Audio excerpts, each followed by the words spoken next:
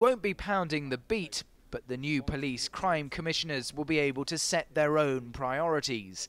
Conservative candidate Adam Simmons says his first plan is to reduce violent crime by 40%. In relation to what I want to do, violent crime, reductions in violent crime, antisocial behaviour, tackling a drug problem. You know, in Northamptonshire we have a drug trafficking problem as bad as London, Merseyside and Greater Manchester. Those are the kind of things, if we crack that, the rest of the other crime goes down too.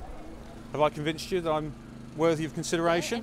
Liberal Democrat candidate Paul Varnsbury believes he has the right mix of skills needed to lead the county's police force.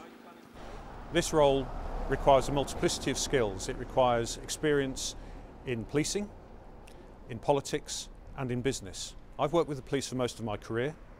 I've been a local senior politician. I was deputy leader of Northampton Borough Council for 2 years, and I've built up and sold my own manufacturing business employing local people.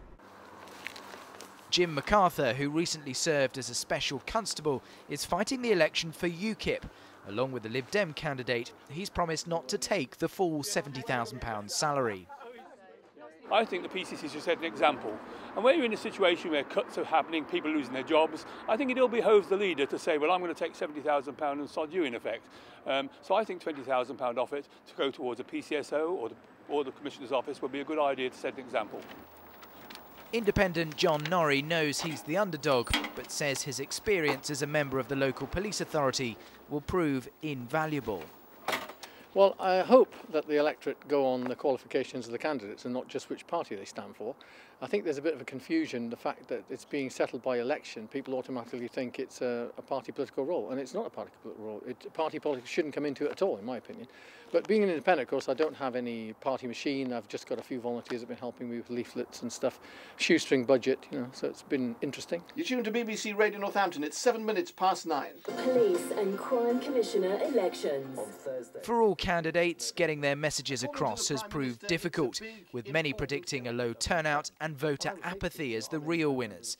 Today, the candidates took to the airwaves in an hour-long debate on local radio. There is a chance that they may have to do things all over again here in Northamptonshire. At the start, there were 5 names in this race, but the Labour candidate was forced to pull out after it was revealed his previous criminal conviction would prevent him from standing. The trouble is, his name still appears on the ballot paper, and in theory, if he wins, then the election will need to be reheld. And that is a prospect none of the candidates, and perhaps the voters, want to entertain. Neil Bradford, Anglia News, Northampton.